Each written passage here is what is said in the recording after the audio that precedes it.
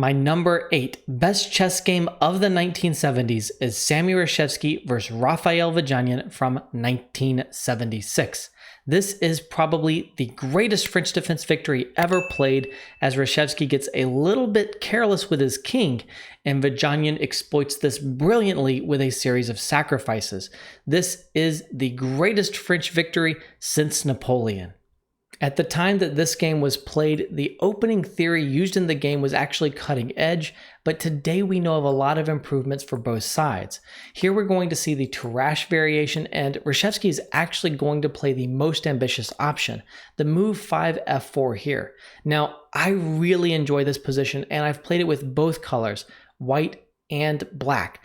This is the most ambitious approach for white because white is trying to build a massive center here, but white is losing time to do so.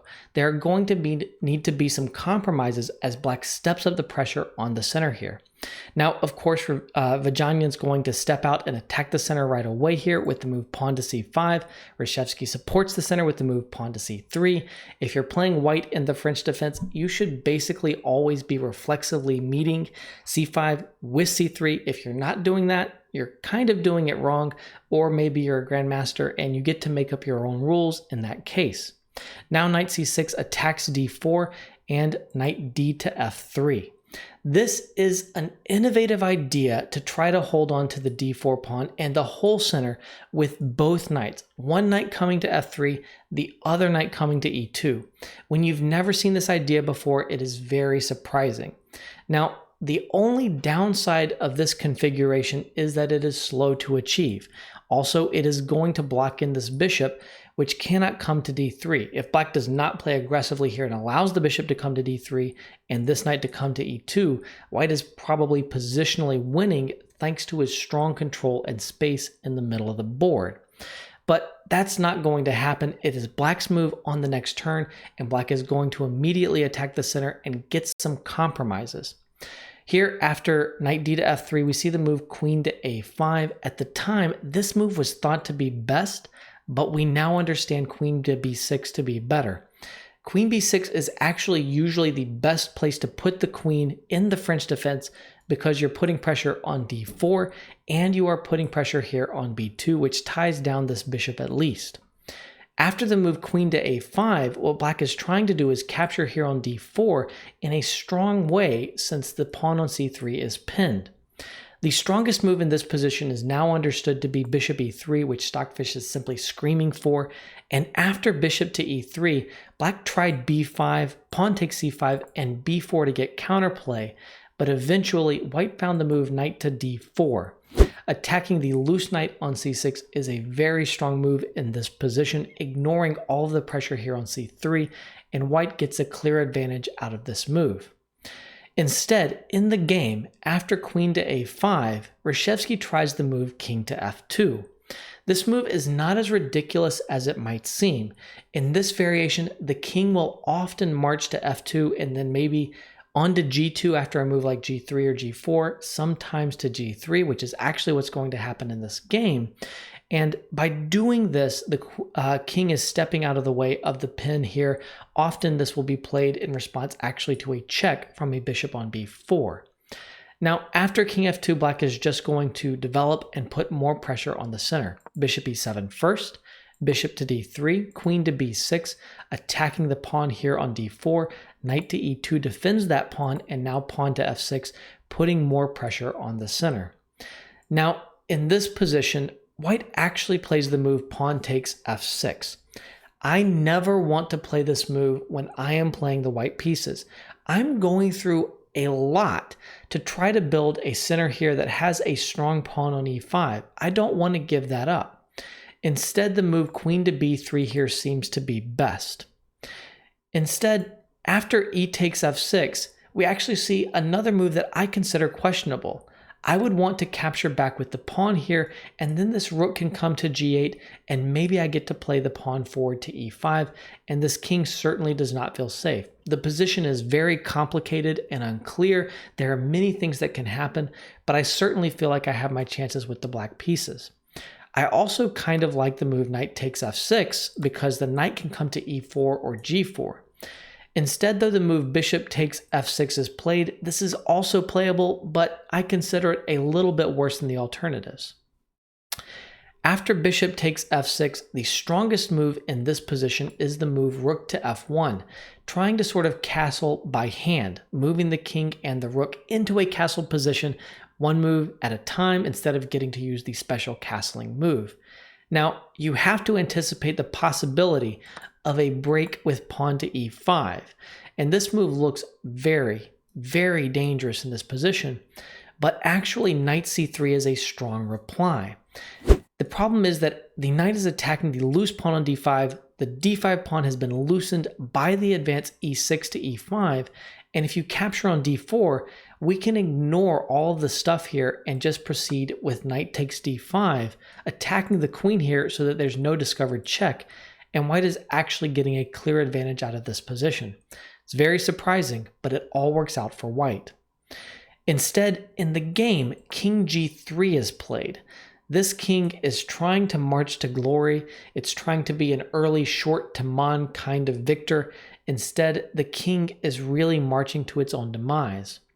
After king g3, we see a trade here on d4, black castles, which of course makes the king safe, but possibly more importantly, it brings the rook into line on the f-file and introduces a lot of attacking ideas. Now, in this position, white has to be very, very careful.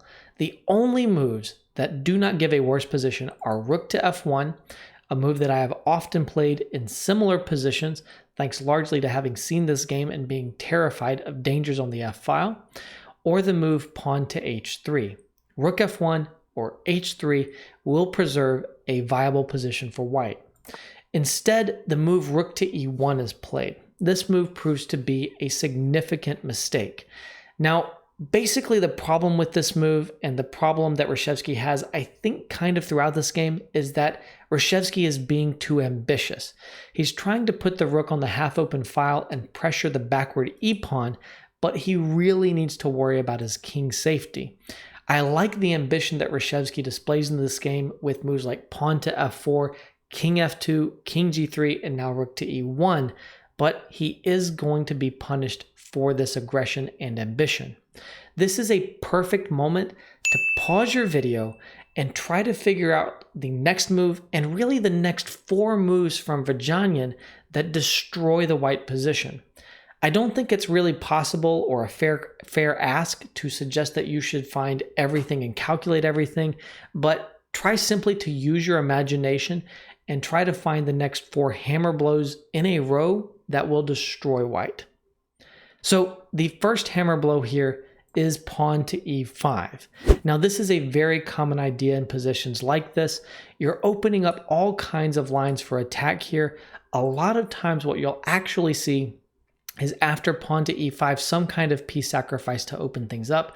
We're going to see a bit of that in this game, but we're going to see not just 1 sacrifice, but 2 sacrifices or even 3 sacrifices. The only move here for white after pawn to e5 is knight c3, using the idea we've already seen to attack the now undefended pawn on d5. Earlier, this led to a very good position for white that is no longer true as white's king is not safe and black's king is, but this is still the best option available and it is playable for white. After pawn takes f4, bishop takes f4, there's a liquidation here that creates a position where the material is equal, but the king is still not happy on g3. On the other hand, white is a little better developed. Of course, white is using a small trick to defend this knight so that black cannot capture without running into a discovered check and losing his queen. But this position still better for black, but not lost for white. At least white should have gone for it. Instead, after pawn to e5, the pawn captures on e5 and black makes a piece sacrifice with knight d takes e5. This kind of sacrifice is extremely common in variations like this in the French defense. A lot of times what happens is the pawn is still on e6, but black sacrifices a knight for 2 pawns to just rip apart the center and get really good positional compensation. In this case, after pawn takes e5, it's all about checkmate. Now, Very possibly what Reshevsky thought was about to happen was bishop takes e5 check, because you can't capture the bishop because of mate down here, but you can simply block the bishop's check with knight to f4 or bishop to f4, and black does not have enough juice to finish off this attack. However, Vaganian has another blow. Bishop to h4 check. Very, very beautiful. In this position, if the knight captures, once again the f-file is opened and the queen comes into f2 and checkmate. There is a theme in this game of the queen giving checkmate on the dark squares while the bishop here covers the light squares. Pay attention to this checkmating pattern because it's going to come up again and again. So after bishop to h4 check, because the knight cannot capture it, the king is pulled forward. King takes h4. Now, very possibly, again, Reshevsky may have seen this far and may have anticipated queen to f2 check. After knight g3, queen takes g2, there's a threat of queen to h3, which leads to mate, but bishop to f1 covers everything. Black can pick up a piece here, but black has sacrificed 2 pieces, so that's not enough, and the queens are traded, and white is winning. However, one more time, Vaganian delivers a huge, huge blow. Rook takes f3. Boom! The finishing blow to this whole beautiful combination that starts with e5, has knight takes e5, has bishop takes bishop to h4 check, and now has rook takes f3. The rook cannot be captured because of various beautiful checkmates, which we're going to look at in a moment. And since the rook cannot be captured, the king is cut off, stranded on h4, and it is not going to get back to safety. It is going to be checkmated. So after rook takes f3, if the rook is captured, there are many checkmates, all very, very nice. Queen f2 check is, of course, the starting check. If the knight blocks, then we have queen takes h2, king to g5, and queen to h6. Another variation on the bishop covers the light squares and the queen covers the dark squares, checkmate. After king g5 here in this position, then we get h6 check. If king f4, I like g5 check, checkmate very, very much. If king to h5 in this position, then the queen can capture on the h-file and the knight delivers the checkmate. And if instead the king goes to g6 in the position here, then we will just check with the knight first and the queen will deliver the checkmate. So basically the 2 checkmates that we just saw are just inverted move orders of each other. So after rook takes f3, realizing that this capture here leads to forced checkmate, Reshevsky does try the move rook to f1, the best available try. And again, he's still up at least a piece here, so he certainly should try to continue. Queen to b4 check. And now if the knight blocks on f4, then there's queen to e7 check. The king can step up to h5. Queen takes e5 check, king h4. And the queen dances over to h6 with another version of the checkmates that we've seen. After queen to b4 check, bishop f4 is played. This is the most resilient move, and the queen comes back to e7. In this position, if the king steps up to h5, there are many ways to finish off this game, but the way to do it with checks, which I think is the most accurate way because you can calculate everything cleanly, is g6 check. If the king steps up to h6, there's queen h4 checkmate. And if the bishop captures here on g6, then after h takes, king takes, there is queen e6 check. And then I really like the variation king g5, king g7, where this king plays a role and threatens queen to h6 and queen to g4 checkmate, and there is no defense. If after queen e6 check, the king tries to run back to h5, of course, there are many ways to finish off the game. Queen g4 check, king h6, and then queen h4 check and king g6, knight e7 is a nice one. I like how this knight now gets involved. So after queen e7 check, the bishop blocks here on g5, and queen e6 obviously threatens mate here on g4. But there is not only a threat of mate here on g4, and after, for example, h3, the second checkmate threat is revealed. We can sacrifice either the queen or the rook on h3, but you should sacrifice the queen. You do not win brilliancy prizes for sacrificing rooks. You win brilliancy prizes for sacrificing queens and delivering checkmate. So after queen to e6, this huge threat here of checkmate or checkmate like this forces bishop to f5. This simply gives back another piece. Now, material equality is going to be restored, but obviously with the king so exposed and there being so many problems for the white pieces, this is just going to lead to a lost position for white. We get rook takes f5. Now, if we see a trade down here with rook takes f5, there is queen takes f5, queen takes d5 check, bishop to e6, queen f3, queen takes e5, threatening queen takes h2. And after bishop f4, g5 check is a nice move, insisting on queen takes h2, and you must now give up your queen, and the position is lost. So after rook takes f5, what's actually played is the move knight to f4, queen takes e5, queen to g4, rook to f7. This attacks the queen steps up to the h5 square, and now knight e7 threatens both knight to f5 and knight to g6. If the bishop captures on e7, then you ignore the bishop and you capture on f4 in this position.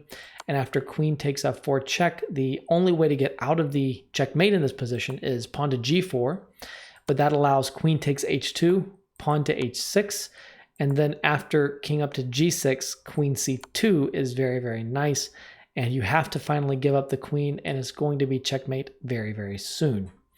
So after knight to e7 with knight g6 and knight f5 incoming, you stop knight f5 with pawn to g4. This is the best try. But after knight g6 check, you cannot capture, because if you capture, there is queen takes h2. And once again, we have a checkmate where the white pieces are kind of hilariously bunched up. In general, in this game, white's pieces constantly end up bunched up. This is kind of intentional because white accepted a compromised development to try to build a big center, but it's just really, really funny to see the terrible placement of the pieces here allowing this checkmate. So after knight g6 check, the king steps back to g3, but now this is basically an immortal pin here. So all black needs to do is pile up on this pinned knight on f4. Black can win the knight on f4 and win the game. That is what happens. Bishop d7. The rook attacks the queen. The queen simply steps back, and bishop to h6. This is basically just a joke from Reshevsky. To my knowledge, it is the only known evidence of humor from Sammy Reshevsky, but the bishop can just be captured, and instead Vaganian says, I'm not even taking that bishop. I'm going to stick with my idea and play this rook over to f8. Faced with the loss of either or both the knight and the bishop, Reshevsky resigned in this position. I hope that you've enjoyed this game. I really enjoyed showing it. It's one of my favorite games of all time, and it has inspired many games that I've played on the black side of the French defense. If you want to see more of the games that I've already covered from the Best of the 70s series, or the games that I am soon to cover from the Best of the 70s series, then click on the playlist that is sitting right on top of your screen.